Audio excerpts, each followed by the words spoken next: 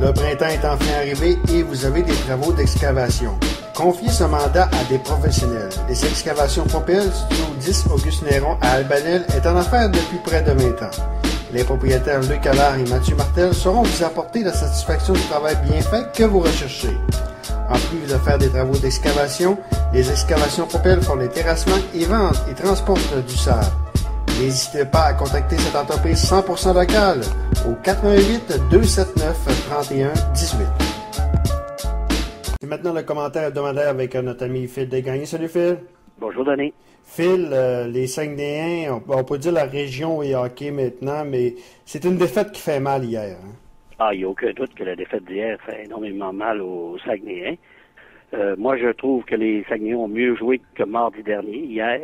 Malheureusement, bien, le gardien de l'autre côté a été extraordinaire, puis notre gardien de but n'a pas été mauvais. Il a donné un mauvais but qui, à la fin de la rencontre, a fait énormément mal. Mais hier, vraiment, c'est Corbeil qui a fait la différence dans la rencontre. Il a été exceptionnel en troisième période et en prolongation. Mais Marc-Étienne disait, je suis fier de mes joueurs ont tout donné, puis la population. Puis je pense que la foule était fière également des joueurs des Saguenayens. Écoutez, Gérard Galland, après la rencontre, disait, je suis pas fier de mes joueurs, je suis pas fier de leur performance. Mais il aurait dû donner crédit aux Saguenayens. Les Saguenayens ont très, très bien joué, ont tout fait pour contrer la formation. Et n'oublions pas que durant la saison régulière, en 3 parties, on avait 2 victoires contre ce club-là. Et on pourrait se retrouver, d'ailleurs, je parlais avec Raymond Bolduc, qui est le vice-président chez la Ligue junior majeure du Québec, il dit, j'étais à Saint-Jean, la première partie, les Saguenayens auraient pu gagner. Puis les deux d'ici, on aurait pu gagner. Tu sais, si la rondelle aurait voulu vraiment aller pour les Saguenayens, on pourrait être 3-1 dans la série, alors que c'est nous qui tirons de l'arrière 3-1.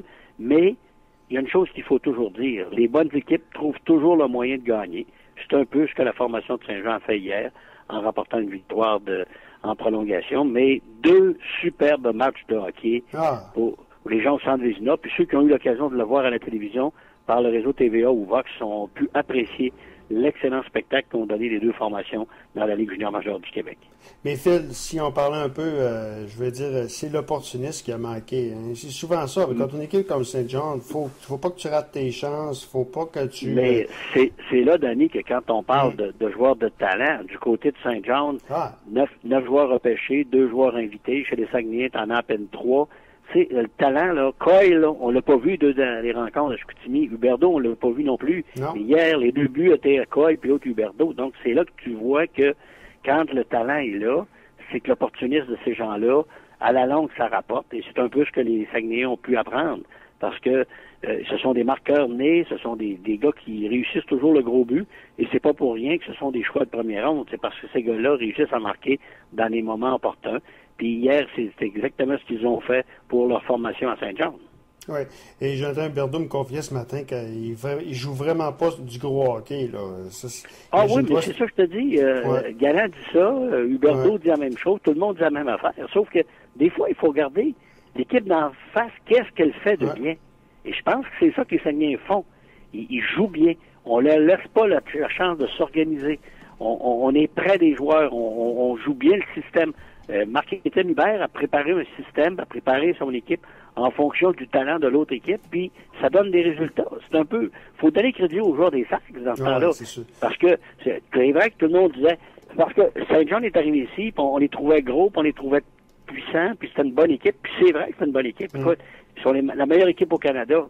Mais il faut donner crédit à l'équipe adverse qui a bien joué. Moi, je suis convaincu que les équipes qui vont jouer en finale ou qui vont jouer en Coupe Memorial, ils vont regarder jouer les Sags sur vidéo, puis ils vont dire comment cette équipe-là a joué, quel genre de système ils ont joué pour mettre dans une situation difficile l'équipe de Saint-Jean, puis ils peuvent peut-être l'utiliser puis s'en servir. Penses-tu que ça va finir demain soir? Je doute que les Saguenayens reviennent au Centre Vézina. Mais c'est une équipe qui, je résume toujours en un mot, caractère. Peut-être que demain, Saint-Jean, cette équipe-là va arriver là, d'abord sans pression. C'est pas eux qui ont pression, c'est Saint-Jean. Et Saint-Jean vont sûrement vouloir donner un bon spectacle à leurs partisans. Mais encore là, on ne sait jamais. Les Saguenayens ont surpris pas Victoriaville, mais bien Shawinigan pourrait peut-être demain soir surprendre la formation. Mais encore là, 7e match, personne ne donnait de chance aux Saguenayens de gagner à Victo. Pas à Victo, mais à Shawinigan. Ils ont gagné. Est-ce que demain... Mais moi, personnellement, je pense que ça va être la dernière rencontre demain soir. Mais ça, on ne sait jamais. C'est le hockey, puis ça se joue sur la glace. Oui. Phil, les séries éliminatoires, c'est le début de la deuxième ronde aujourd'hui. Il y a eu quelques surprises. Es-tu bon dans les prédictions, Danny? Honnêtement, j'en ai pas fait, Phil, mais je sais que toi, tu avais fait des prédictions. Puis, j'en ai fait, puis je n'ai pas bien de bonnes. Ben moi, j'avais dit Pittsburgh-Nashville en finale de la Coupe. Moi, je pense que Nashville a d'excellentes chances d'être à la Coupe Stanley. Ça, il n'y a aucun doute. Écoute, une équipe qui a Pekka-Rinne dans le filet, probablement des 3 meilleurs gardiens de la Ligue nationale. Ouais. Puis tu as Suter et Weber à défense, qui sont parmi les 4 meilleurs défenseurs de toute la Ligue nationale. Puis les éléments que tu as ajoutés également, l'arrivée de Radulov, l'arrivée de Kosticin, c'est une très, très bonne équipe de hockey, bien dirigée. Et moi, je pense qu'effectivement, dans l'Ouest, là, surtout avec l'élimination des Kings, des Canucks de Vancouver, qui était l'équipe favorite, il faut le dire, là, pour aller en finale, parce qu'ils l'ont fait l'année passée, ben moi, je pense que ça ouvre les portes pour l'équipe de Nashville, puis ils ont d'excellentes chances d'être de la finale de la Coupe Stanley, ça, il n'y a pas de doute là-dessus. Mais, en deuxième moitié, quelle a été la meilleure équipe, Danny? Les Blues de Saint-Louis. Oui, et c'est les Blues de Saint-Louis avec Hitchcock. Mais sauf qu'ils pourraient en avoir plein les bras contre les Kings de Los Angeles. Les Kings, c'est une équipe ils vont en avoir plein les bras contre les Kings. Les Kings jouent du très bon hockey. Depuis que Sutter est rendu là, je pense que les joueurs ont adopté le style à Sutter, un style plus fermé, un peu comme les Capitals. Rappelle-toi que les Capitals, eux autres, c'était on va marquer 6 buts pour gagner, on va en accord de 5, c'est pas grave, on a gagné. Mais depuis que Dale Hunter est là, c'est pas ça.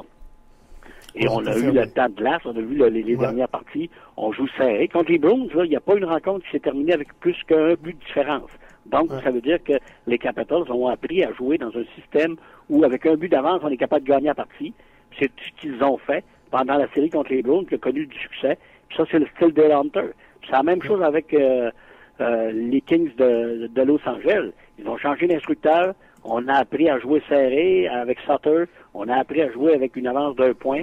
Puis Jonathan Quick, que tout le monde connaît très peu parce qu'on ne les voit pas jouer souvent, 10 jeux blancs cet hiver, puis là, il connaît du succès, puis ça va bien pour l'équipe. Évidemment, on joue dans l'Ouest, puis il y a des acquisitions de Carter. C'est une équipe qui comptait pas beaucoup de buts. Je pense que Quark, c'est quoi? C'est 11 matchs, je pense, qui a perdu par un but. Donc, il a vraiment été très solide. En terminant, Phil, je veux te parler, c'est le repêchage de la NFL, mais c'est pas de ça que je veux te parler. On songe à abolir le Pro Bowl. Et est-ce que, la question que je me pose, est-ce qu'on devrait faire la même affaire avec les nationales de hockey, le match des étoiles? Le quoi, là? Le Pro Bowl. On songe à suspendre des activités du Pro Bowl dans la NFL.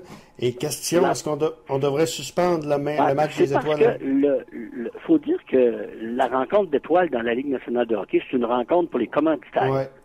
C'est très clair que les meilleurs commanditaires de la Ligue nationale sont tous là, sont tous au rendez-vous. La confrontation. À Ottawa, cette année, on a rempli. On dit que Columbus, l'an prochain, tout va être là.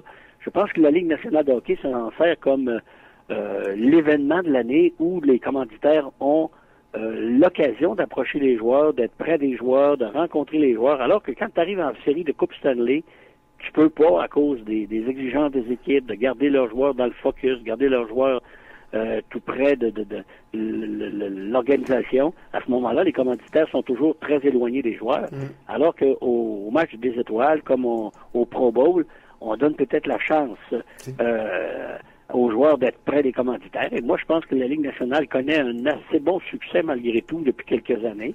Et puis, ils ont inventé une nouvelle formule qui plaît, semble-t-il, aux commanditaires et à certains groupes de la population. Donc, je sais pas. Je sais que le Pro Bowl, c'est moins populaire, mais la Ligue nationale de hockey, jusqu'actuellement, connaît assez de succès avec sa rencontre des étoiles. Moi, je trouvais que depuis qu'on l'a ramené une semaine avant le Super Bowl, il y avait un peu plus d'intérêt. Je pensais qu'il allait se sauver comme ça, mais semble-t-il que c'est parce que quand ils font le Pro Bowl, le focus n'est pas là-dessus. Non. Le focus est ailleurs. On fait juste un événement, alors que la Ligue nationale arrête toutes ses activités pendant presque une semaine pour se concentrer sur l'activité de la rencontre des étoiles. C'est toute la différence au monde entre le football et le hockey. Oui. Phil, on se parle lundi sur les ondes de Cool FM. Merci, Danny. Voilà, donc c'était le commentaire de Phil Desgagnes.